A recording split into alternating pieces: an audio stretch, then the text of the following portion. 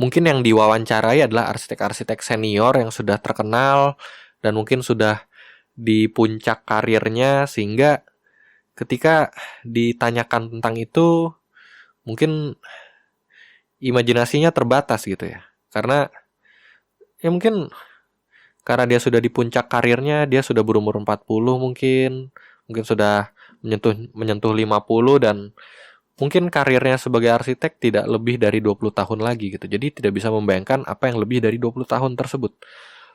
Tapi coba tanyain ke arsitek-arsitek muda atau yang masih fresh graduate, yang generasi-generasi yang sudah terekspos dengan teknologi dari sejak kecil. Coba tanyakan ke mereka gitu. Kalian bisa bayangin gak sih? Mungkin arsitek-arsitek itu juga kesulitan untuk mengerti update terbaru dari Instagram. Dan ketika ada update baru dari Instagram, dia nanya anaknya, ini ada update baru, papa nggak ngerti ini gimana sih nih akses story-nya. Dan kemudian ditanyakan, menurut bapak gimana arsitek 4.0?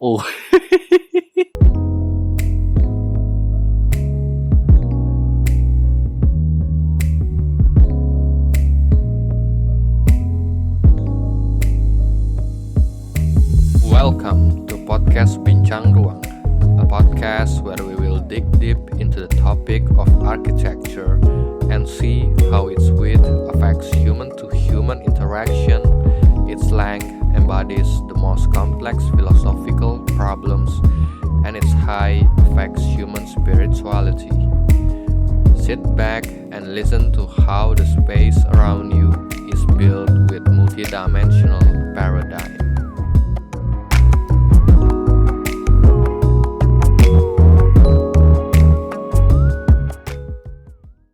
Oke, halo, kembali lagi bersama gue Marco Martinez di podcast Bincang Ruang.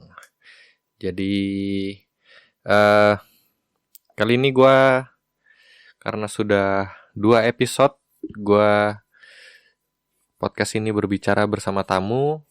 Jadi kali ini gue putuskan untuk gue akan kembali monolog dan melampiaskan isi pikiran gue dengan kalian yang mendengarkan. Oke, jadi kali ini di episode 8 gue akan membicarakan tentang arsitektur 4.0. Gue akan mengajak kalian untuk berimajinasi, dan kita akan time travel ke masa depan 20 tahun, 50 tahun ke depan. Jadi menurut kalian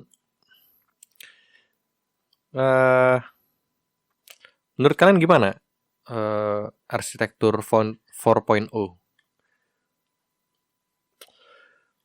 Gua banyak mendengarkan wawancara. Mungkin gue belum explore lebih lanjut tentang pendapat arsitek luar negeri atau arsitek di negara-negara maju tentang arsitektur 4.0. Itu mungkin gue harus explore lebih lanjut. Tapi gue beberapa kali menemui wawancara atau semacam talk show dengan arsitek lokal, arsitek Indonesia, dan di beberapa kesempatan ditanyakan tentang arsitektur 4.0 kepada mereka, dan rata-rata jawabannya adalah tidak mungkin arsitek itu digantikan oleh mesin, karena arsitek adalah bidang yang menyangkut tentang rasa, tentang taste, dan mesin itu tidak bisa menduplikasi taste atau rasa. Begitu. Tapi gimana sih menurut kalian?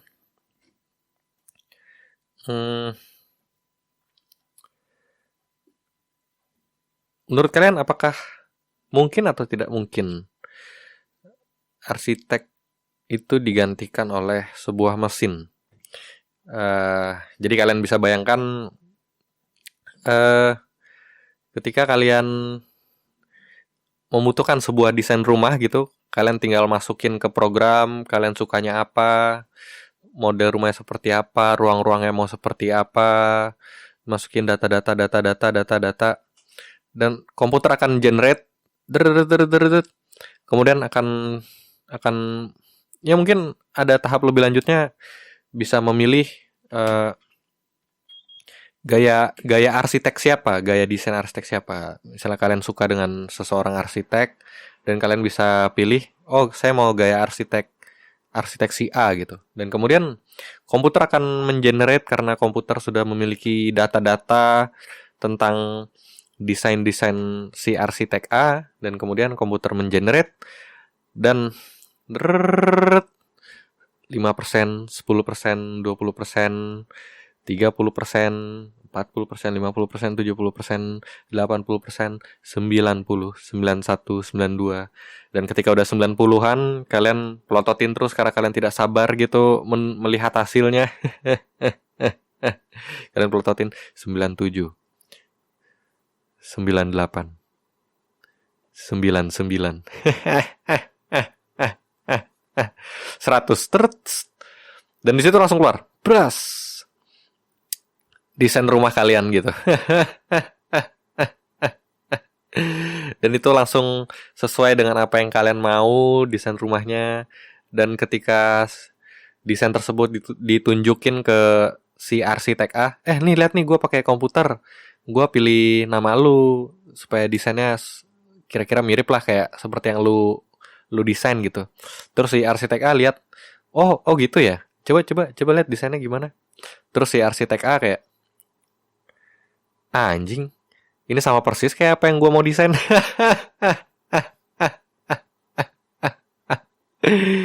Aduh. Terus ya, menurut kalian mungkin gak tuh kayak seperti itu terjadi? Dan ya kalau sampai benar-benar kejadian ya, mungkin bukan cuma arsitektur sih yang bakal digantikan oleh mesin. Mungkin banyak hal-hal lain, desain grafis, fashion,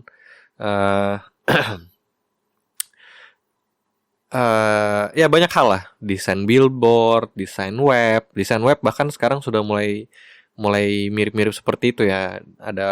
Ada jasa website yang kalian tinggal pilih dan langsung hasilnya seperti yang kalian mau, minimalis atau industrial, gaya grafisnya. Bahkan ada juga yang sekarang udah mulai logo. Kalian mau logo seperti apa, dan itu bakal generate otomatis untuk kalian. Kalian mendapatkan sebuah logo untuk brand-brand atau usaha kalian yang kalian lagi mau bikin. Ya gue tahu mungkin beberapa orang berpendapat sepertinya tidak mungkin arsitektur digantikan. Tapi menurut gue tetap masih ada kemungkinan gitu, bahwa suatu saat nanti mungkin akan sampai di situ.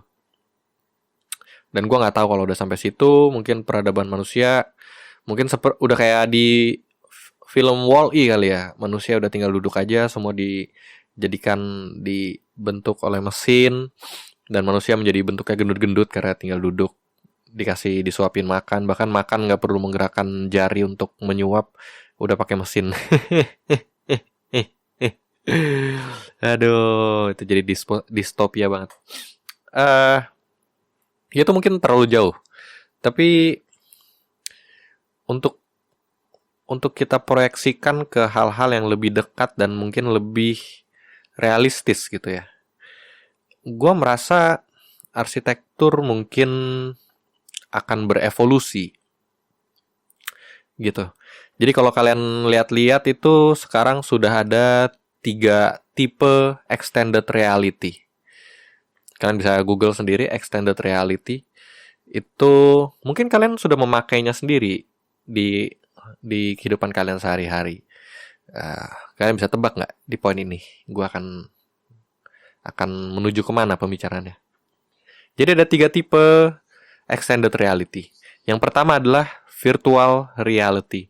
Virtual reality itu yang sekarang sudah dijual bebas ya, yang seperti kacamata itu, dan kalian taruh HP-nya di dalam kacamata kalian, di dalam kacamata tersebut, dan kalian taruh kacamata itu ya di mata kalian gitu. Dan kalian bisa melihat sebuah dunia virtual gitu dari dalam kacamata itu. Dari layar yang dipancarkan oleh layar HP kalian. Dan itu adalah kalian menciptakan seakan-akan kalian ada di dalam dunia virtual tersebut gitu. Dan itulah virtual reality gitu. Dan satu step lebih lanjut itu adalah augmented reality. Augmented reality itu kalau kalian sering main Pokemon Go, itulah augmented reality. Jadi objek virtual tersebut di augment ke dalam reality, ke dalam dunia nyata gitu. Jadi kalian bisa pakai HP kalian, kameranya dinyalakan, dan kalian nyalakan augmented reality-nya, dan seakan-akan di atas meja kalian ada si Pikachu atau ada Bulbasaur, dan seakan-akan objek virtual itu berada di atas meja kalian. Tapi kalian harus melihatnya dari dalam layar HP kalian. Begitu. Itu adalah augmented reality.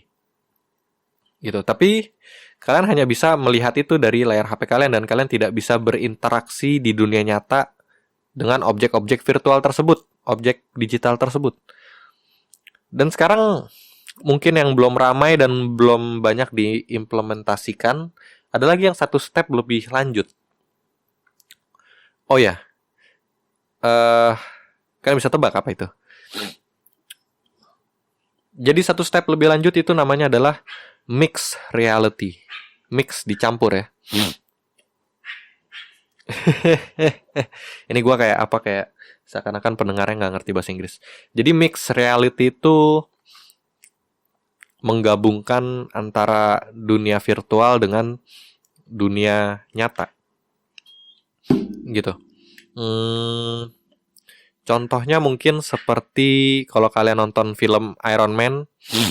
Di film Iron Man, ketika si Iron Man-nya lagi kerja di workshopnya dia, di meja dia bisa muncul hologram gitu. Di Iron Man pertama bisa kelihatan ada hologram desain Iron Man pertamanya gitu di atas mejanya dia. Dan dia bisa menggerakkan hologram tersebut dengan gerakan tangan dia gitu. Terus bisa dia desain di situ dari yang Mark 1, dia buang, dia gerakin pakai tangan dia buang elemen ini tidak perlu, pakai tangan dia di hologram itu, seret kebuang, ada tong sampah virtualnya gitu, treng, dibuang lagi, ini kayaknya nggak perlu, treng, ini kayaknya nggak perlu. Dan itulah mixed reality gitu. Kalau implementasi di dunia nyata sebenarnya udah ada. Jadi itu seperti HoloLens ya. HoloLens. Jadi seperti kacamata virtual reality atau kacamata augmented reality, tapi kacamata tersebut itu transparan. Jadi kalian bisa lihat tembus pandang, jadi itu hanya berupa kaca aja. Tapi dari kaca tersebut akan terproyeksi objek-objek digital gitu dari kacamata itu. Dan objek digital itu disuperimpose ke dalam dunia nyata, dan kalian bisa berinteraksi dengan gestur tangan kalian, dan kalian bisa gerak-gerakin objek digital tersebut. Agak susah sih jelasinnya. Lebih gampangnya sih ya kalian coba aja nonton film Iron Man gitu, yang dia ya gitulah, bisa berinteraksi dengan objek digital di dalam dunia nyata gitu. Kalian bisa kebayang gak sih? Itu ya gue excited juga sih, tapi apa nyambungnya dengan topik kita kali ini, arsitektur 4.0? Jadi menurut gue arsitektur mungkin kedepannya akan berevolusi sesuai dengan kalau nantinya mixed reality ini sudah diterima oleh semua orang gitu. Atau mungkin bahkan bisa jadi HP kalian itu nanti bisa menjadi sebuah media untuk mengakses mixed reality gitu. Kalian bisa kebayang gak sih? Dan hubungannya di arsitektur apa? Jadi kayak gini. Ketika kalian masuk ruangan gitu, hanya dengan kalian menggunakan kacamata seperti HoloLens tersebut, ruangan tersebut nggak perlu didesain, nggak perlu pasang-pasang yang mahal-mahal, nggak perlu pasang marble, nggak perlu pasang lantai kayu, nggak perlu yang aneh-aneh. Ruangan tersebut hanya perlu putih aja semua, atau mungkin nggak perlu dicat, hanya ruangan aja, dinding kosong, lantai kosong, langit-langit kosong, dan kalian tinggal masuk ke dalam ruangan tersebut menggunakan kacamata semacam HoloLens yang sudah diprogram untuk menampilkan atau meng-scan ruangan tersebut dan memasukkannya ke dalam kacamata, dan tertampillah di dalam kacamata tersebut objek-objek digital yang disuperimpose ke dalam ruangan putih tersebut. Jadi kalian bisa langsung pilih, oh dinding ini saya mau pakai marble. Tinggal di swipe pakai tangan kalian, seret, keganti dinding ini jadi marble. Kurang suka, kayaknya diganti lagi, seret, jadi pemandangan gunung-gunung misalnya. Terus lantainya kalian, saya mau kesannya lebih hangat, jadi gua ganti pakai lantai kayu gitu, seret, langsung keganti. Dan itu tertampil di kacamata kalian secara real time gitu. Kalian kebayang nggak? Dan bahkan nggak perlu ada jendela gitu, atau mungkin ada jendela tapi pemandangannya tuh nggak perlu bagus. Kalian bisa style sendiri di dalam jendela tersebut. Gue mau pemandangannya di dalam jendela ini pemandangan pantai. Tinggal kalian ganti segampang swipe tangan kalian di udara, seret, langsung keganti gitu pemandangan pantai. Dan itu mungkin arsitek udah nggak perlu ngedesain lagi, tapi hanya perlu mendesain secara digital aja, karena dari apa yang sudah ada di digital bisa diproyeksikan ke dalam dunia nyata, dan bukan hanya diproyeksikan tapi bisa diinteraksikan juga. Kita bisa berinteraksi dengan objek virtual tersebut dan objek digital tersebut secara real time di dunia nyata. Dan kalian desain bangunannya hanya berupa blok putih semua, dan nanti tinggal disetel dari operator gedungnya. Oh, hari Senin kita akan tampilannya akan modern. Tinggal disetel, nanti pakai pemancar, seret, langsung terbentuk bentuk bangunannya seperti ini. Secara digital tapi terlihat juga di dunia nyata. Dan kalian kebayang gak sih kalau sampai semua orang ya seperti HP, kayak mungkin baru 40 tahun yang lalu, 50 tahun yang lalu, atau 20 tahun yang lalu, HP itu bukan hal yang umum, tapi sekarang semua orang pasti punya HP.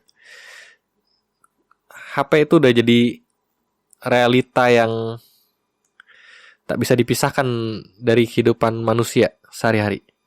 Ya mungkin bisa bayangkan juga dalam 20 tahun atau 50 tahun ke depan semua orang akan menggunakan semacam kacamata HoloLens itu. Semacam kacamata untuk mengakses mixed reality gitu. Jadi semua orang akan menggunakan itu setiap hari gitu. Dan kalian bisa bayangin juga gak sih, kayak kalian nggak perlu dandan atau nggak perlu menggunakan baju bagus-bagus, kalian cukup ya baju seadanya aja, tapi nanti kalian bisa setel di dalam aplikasi mixed reality kalian, tampilan kalian mau terlihat seperti apa secara digital. Atau bahkan mungkin kalian bisa setel tampilan kalian beda, tapi kalian menggunakan avatar gitu yang bukan kalian, jadi kayak seperti avatar yang kalian desain sendiri secara digital. Dan itu terproyeksikan secara real time di dunia nyata, dan tampilan lu tuh berubah menjadi avatar tersebut. Dan karena semua orang sudah memakai kacamata tersebut dan itu terintegrasi ke internet, dan orang lain ketika melihat lu juga melihat lu sebagai avatar yang udah lu setel gitu. Jadi oh ini si Joko nih. Si Joko tuh yang kelihatan ya itu tampilannya seperti, misalnya lu memilih avatarnya seperti Tom Cruise gitu. Ya udah, kalian jalan-jalan setiap hari itu tampilan kalian seperti Tom Cruise, dan kalian bisa setel di kacamata mixed reality kalian kalian mau tampilan kota yang seperti apa atau ambience yang seperti apa. Jadi ketika kalian jalan di kalian strolling di in the city gitu, tampilannya sudah di adjust sama kacamata tersebut sehingga tampilannya seperti ini. Gua mau tampilan seperti kota tua, atau gua tampilan mau seperti kota medieval, gua mau tampilannya seperti kota di Lord of the Ring. Dan kalian jalan-jalan di kota dan semuanya itu udah terintegrasi. Walaupun gedung-gedungnya secara nyata tidak berbentuk seperti itu, tapi karena kalian pakai itu, jadi yang terlihat di kacamata kalian ya itu kota-kotanya sudah berbentuk kota-kota Lord of the Ring misalnya. Dan itu bukan hanya tampilan di kacamata, kalian bisa berinteraksi langsung dengan objek digital tersebut. Kalau jendela ya jendela, kalian bisa buka juga secara digital, kalian bisa, kalau pintu ya tetap pintu tapi tampilannya berbeda seperti pintu di film Lord of the Ring misalnya. Dan kalian tetap bisa masuk ke pintu tersebut karena di dunia nyata emang beneran ada pintunya. Itu di kacamata kalian hanya make up tampilan pintu tersebut. Dan kalian bisa setel, mungkin gue mau semua orang tuh kelihatan memakai baju Lord of the Ring gitu misalnya, seperti orc semua, dan kalian bisa setel. Dan semua orang yang kalian papasan di jalan gitu, itu tampilannya seperti orc semua. Kalian bisa bayangin gak seperti itu? Jadi ya jadi begitulah. Dan ketika sudah di poin tersebut ya mungkin arsitektur akan berevolusi menjadi semacam arsitek digital ya. Karena konten-konten digital tersebut untuk menampilkan bangunan gedung seperti ini, untuk menampilkan bangunan gedung seperti itu, untuk memproyeksikan bangunan gedung seperti di Lord of the Ring atau seperti kota Dubai gitu misalnya. Itu kan tetap perlu harus ada yang mendesain supaya spesifik seperti itu, dan spesifik yang diproyeksikan ke dalam gedung A itu tampilannya A, B, C, D, E, F, G, itu pasti tetap harus ada yang mendesain, dan arsitek cukup mendesain konten digital. Jadi arsitek digital. Jadi ketika membangun gedungnya atau rumah, itu bangunannya hanya berupa blok-blok, kotak-kotak warna putih. Tidak perlu ada apa-apa lagi. Paling ya hanya jendela atau pintu yang fungsional saja, tapi secara estetis mungkin tidak perlu dibangun secara nyata karena itu bisa diproyeksikan secara virtual ke dalam dunia nyata melalui teknologi mixed reality.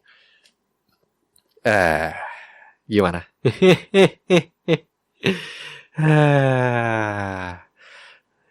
Gua ngomong kayak udah panjang tapi baru 20 menit. Jadi, gua rasa arsitektur 4.0 mungkin akan seperti itu dalam waktu dekat. Gitu. Dan gue juga sempat mungkin kalau kita lihat sekarang, arsitek juga sudah di-assist oleh komputer, sudah di-support oleh komputer, atau apa di-assist tuh ya, assist ya, dibantu oleh komputer dengan sistem CAD. CAD itu kepanjangan dari, kalau tidak salah, Computer Assisted Drawing. Jadi untuk menggambar pun sudah di-assist oleh komputer. Itulah yang namanya teknologi CAD.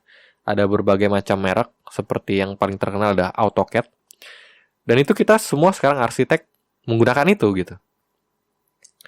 Kita bisa bayangin mungkin 10 tahun lalu, 20 tahun lalu, 30 tahun lalu, mungkin kantor-kantor arsitek masih menggunakan papan-papan besar, papan arsitek yang ukurannya A0 itu, dan masih menggambar manual, ada 20 karyawan pada berdiri dan pada menggambar di meja yang besar tersebut, karena kalau dalam posisi duduk tentu tidak bisa karena itu besar sekali A0.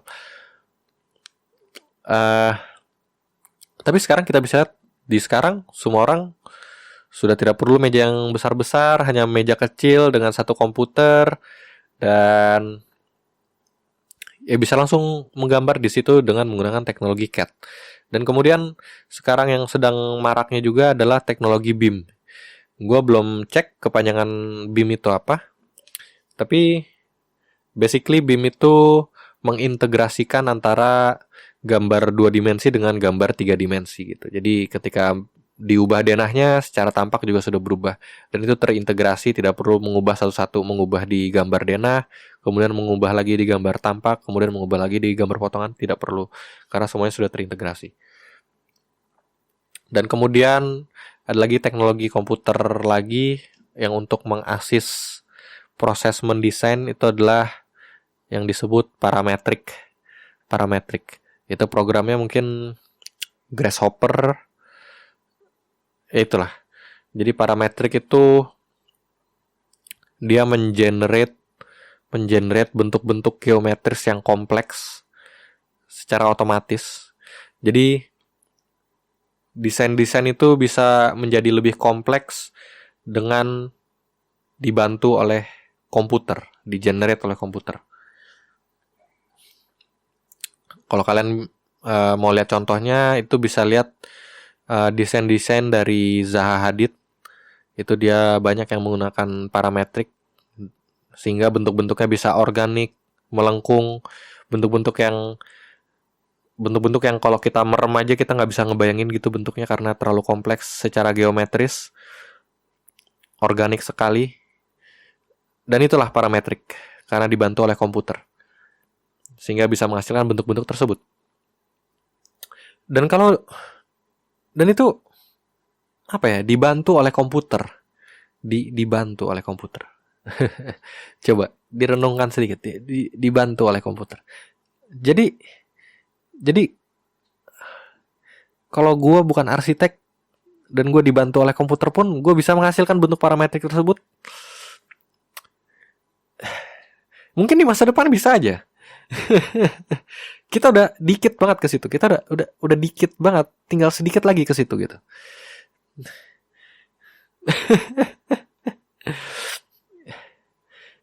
Tadi mungkin di awal kita membayangkan hal-hal yang jauh, tapi ini gue membayangkan hal-hal yang dekat ya.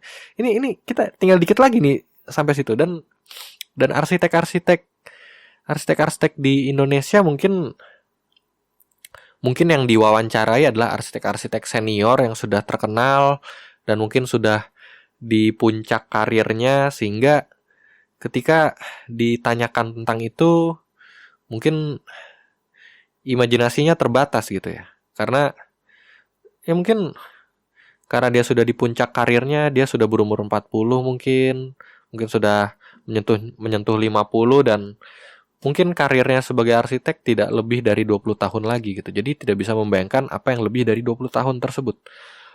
Tapi coba tanyain ke arsitek-arsitek muda atau yang masih fresh graduate, yang generasi yang sudah terekspos dengan teknologi dari sejak kecil. Coba tanyakan ke mereka gitu. Mungkin jawabannya bisa lebih imajinatif, dan mungkin kita akan terkejut ketika jawaban-jawaban mereka yang mungkin akan kita ketawain. Haha, mana mungkin kayak gitu, dasar anak bau kencur, lu baru masuk dunia arsitektur, lu gak tahu apa-apa. Mungkin kita bakal ketawain gitu karena dia baru anak bau kencur dan baru masuk ke dunia arsitek, masuk ke dunia kerja arsitek. Mungkin kita ketawain sekarang, tapi ketika nanti kita udah tua gitu, dan kita tidak bisa adaptasi dengan teknologi yang baru lagi, yang setiap tahun berganti teknologinya dan setiap tahun berkembang. Kita sudah tua dan tidak bisa beradaptasi lagi dengan teknologi. Kita bakal terkaget gitu melihat, wow, damn, it becomes reality yang diceritakan oleh anak-anak tersebut. Aduh, gue rasa kalau masalah tentang teknologi, masalah tentang masa depan, akan contohnya seperti yang kita bahas hari ini, arsitektur 4.0, mungkin kita harus lebih bertanya ke anak-anak yang baru masuk dunia kerja arsitektur gitu. Menurut kalian arsitektur 4.0 nanti akan seperti apa ya? Gitu. Bukan bertanya ke arsitek-arsitek yang mungkin sudah senior gitu. Karena kalian bisa bayangin gak sih? Aduh, kalian bisa bayangin gak sih? Mungkin arsitek-arsitek itu juga kesulitan untuk mengerti update terbaru dari Instagram. Dan ketika ada update baru dari Instagram, dia nanya anaknya, ini ada update baru, papa nggak ngerti ini gimana sih nih akses story-nya. Dan kemudian ditanyakan, menurut bapak gimana arsitek 4.0? Aduh, boro-boro arsitek 4.0, Instagram update terbaru saja saya kesulitan untuk keep up. Jangankan ke arsitek-arsitek senior tersebut gitu. Bahkan gua pribadi pun gitu, gua udah nggak bisa keep up gitu dengan lifestyle anak-anak muda yang setiap hari ada aja yang baru gitu. Kayak contohnya aja. Contohnya TikTok. Ketika TikTok udah anak muda, anak remaja itu udah pada pakai TikTok gitu, dan gue kayak 5 tahun kemudian, fast forward 5 tahun kemudian, dan gue baru kayak, TikTok tuh apa ya?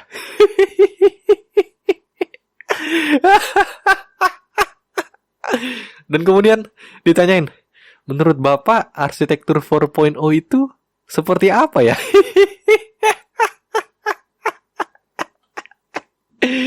Aduh. Aduh, itu masa karirnya mungkin juga udah tinggal berapa tahun lagi. Dia sudah mencapai puncak karirnya. Karena begitu menyeramkan ya. Kalau gue pribadi, gue merasa excited sekaligus afraid melihat betapa cepatnya perkembangan teknologi gitu. Jangankan tahun gitu, beda 3 bulan aja teknologinya tuh sudah baru. Instagram aja update baru. Atau program CAT aja setiap tahun ada update baru. Kemudian ada lagi yang baru, dulu V-Ray, sekarang Lumion, dan orang-orang udah pakai Lumion, dan setiap tahun keluar Lumion 8. Kayak kemarin baru aja Lumion 1, sekarang kok udah Lumion 9 ya? Terus, Lumion 9? Sekarang udah Lumion 10, Pak. Aduh, susah sekali keep up dengan teknologi ini. Aduh, kemudian ditanya, jadi menurut Bapak arsitektur 4.0 itu seperti apa ya? Jadi tadi di awal gue udah ajak kalian untuk mungkin sedikit berimajinasi ya tentang gimana sih arsitektur 4.0. Dan kalian bisa bayangin nggak ketika ada teknologi mixed reality seperti itu, mungkin arsitektur akan berubah gitu menjadi arsitektur digital dan bukan mendesain bangunan secara fisik, dan mungkin akan less technical and more artistic. Mungkin itu upside-nya seperti itu, karena arsitek itu kan keterbatasan adalah hal-hal teknis, hal-hal hukum alam. Gravitasi tidak bisa kita lawan. Kita berusaha untuk melawan gravitasi dengan teknologi bangunan terbaru, membuat kesan melayang dan cantilever yang begitu panjang dengan teknologi yang terbaru. Dan ketika ada mixed reality itu sudah tidak menjadi batasan lagi gitu, karena semuanya bisa diproyeksikan secara digital gitu. Dan mungkin upside-nya adalah estetika sebuah bangunan bisa menjadi begitu liar gitu, karena tidak terbatas lagi dengan hal-hal tersebut. Keterbatasan berikutnya adalah budget. Mungkin nggak perlu lagi beli marble yang mahal-mahal, tidak perlu lagi membeli kayu yang mahal-mahal. Cukup dengan lantai warna putih, dinding warna putih, atau mungkin tidak perlu putih. Mungkin hanya perlu beton-beton aja yang tidak perlu di-finish, tidak perlu dicat, dan akan diproyeksikan secara digital melalui teknologi mixed reality tersebut. Dan langsung jadilah walah desain yang mewah, atau walah desain yang seperti bangunan medieval, walah desain yang klasik secara digital. Mungkin upside-nya seperti itu, dan orang menjadi lebih eksploratif, explore bentuk bangunan, explore apa istilahnya tuh, suasana ruangan, explore akan ekspresi ruangan, sequence of space gitu bakal dieksplor lebih lanjut dan akan lebih radikal lagi. Dan mungkin kalau kita bayangin film Blade Runner gitu, di film Blade Runner yang terbaru di tahun 2000 berapa itu, yang pemainnya adalah si Ryan Gosling, itu kan juga sudah menerapkan mixed reality gitu. Ketika dia masuk ke dalam apartemen dia dan dia menyalakan semacam kayak proyektor 360 gitu, proyektor 360 derajat, seret langsung ke proyeksi ke dalam seluruh ruangan dia, dan itu menjadi ruangan dia menjadi suasananya berbeda, yang tadinya sangat kelam dan seperti kumuh gitu, tiba-tiba zerat langsung jadi mewah gitu. Dan di ceritanya dia ada ketemu seorang mungkin pekerja prostitusi gitu, dan pekerja prostitusinya diproyeksikan dengan bentuk pasangan dia yang digital gitu, dan muka si perempuan itu berubah menjadi muka si pasangannya dia gitu. Dan aduh, ini dark sekali ya, bisa mengubah-ubah muka pasangan. Dan ya seperti itu gitu. Itu sudah banyak dieksplor di film-film, di pop culture. Mungkin kalau kalian nonton Sword Art Online, itu juga kalau kalian otaku atau wibu mungkin kalian akan tahu apa yang gue bicarakan. Sword Art Online adalah sebuah film Jepang, animasi Jepang, dan dia mengekspor tentang teknologi digital tersebut. Dan itu ada lanjutannya yang masih di dalam satu universe. Itu ada lagi Axel World.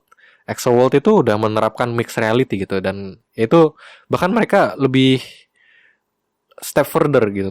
Tadi ketika gue bahas mixed reality, gue masih bahas kita masih perlu menggunakan kacamata seperti HoloLens. Jadi masih ada fisik dari teknologinya gitu. Teknologinya masih berupa fisik. Jadi kita harus pakai kacamata tersebut untuk kita mengakses mixed reality, baru bentuknya berubah melewati tampilan kacamata tersebut. Tapi di Axel World itu dia sudah seperti diakses melalui nervous system kita gitu. Jadi hanya perlu lewat pikiran. Mungkin Iron Man juga seperti itu ya. Hanya perlu lewat pikiran dan itu sudah tertampil di dunia nyata. Objek digital tersebut, hologramnya dan lain-lainnya itu sudah langsung tertampil hanya dengan perlu mengakses dari pikiran kita gitu. Bicara tentang hal tersebut ya, mungkin sekarang juga Elon Musk juga sudah mulai membicarakan tentang Neuralink, yang itu dimana kita mengimplan sebuah chip ke dalam, gua nggak tahu di dalam mana itu, mungkin di dalam otak kita atau di dalam nervous system kita, di dalam tengkuk kita, atau tulang belakang kita yang central nervous system itu. Dan itu udah dibicarakan oleh Elon Musk, dan dia sudah mulai mengembangkan, dan namanya Neuralink. Kalian bisa cek sendiri, dan gue jadi semakin merasa bahwa we are that close to that future gitu. Kita sudah sedikit lagi gitu. Tinggal itu kalau ada botol minum tuh udah di pinggir gitu, tinggal disentil dikit, itu udah jatuh gitu. kita tuh udah deket ke arah situ gitu, dan orang-orang atau arsitek-arsitek, bapak-bapak arsitek senior itu ketika ditanya, gimana menurut Bapak arsitektur 4.0? Saya rasa arsitektur 4.0 itu arsitektur itu tidak bisa digantikan, karena arsitek itu berkaitan tentang taste atau berkaitan tentang rasa, dan itu tidak bisa diduplikasi oleh mesin. In some way it's true gitu. It's true. Tapi ada hal-hal mungkin yang tidak diimajinasikan, yang di luar imajinasinya, bahwa taste itu memang tidak bisa diduplikasi oleh mesin, tapi ilusi akan taste itu bisa diduplikasi oleh mesin gitu. Seperti yang tadi, kayak tetap manusia yang akan menentukan taste-nya. Mesin itu hanya perlu mengakomodasi taste manusia tersebut dan menampilkannya dalam bentuk digital, plus dalam bentuk mixed reality gitu. Jadi komputer tidak perlu mengenerate atau mengolah data untuk bisa menebak atau menghasilkan sebuah taste, tapi mesin itu hanya perlu sanggup mencapai titik menampilkan ilusi akan taste tersebut. Gue susah sih. Ada hal-hal yang perlu imajinasi lebih lanjut yang di luar akal pikiran biasanya gitu. Itu kita membayangkan imajinasi seperti itu, kayak it blows my mind gitu. Damn, we are that close to that future.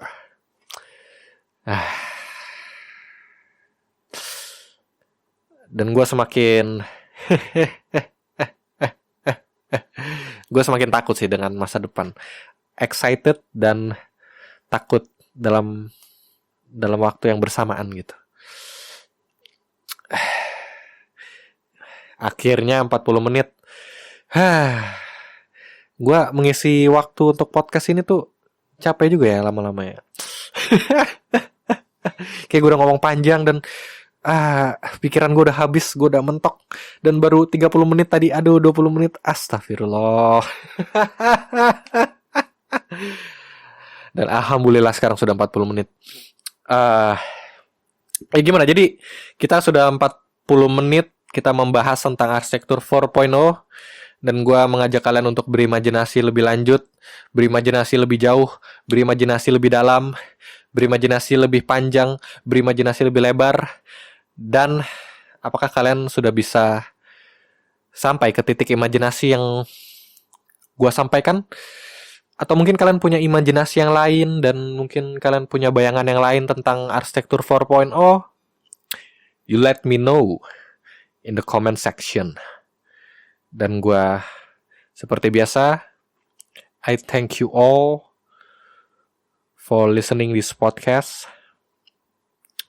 and thank you for listening this whole 40 minutes podcast from start to end without skipping. And that's all for this episode. We will see you next time in podcast Bincang Ruang. I am Marco Martinez. See you next time. Goodbye.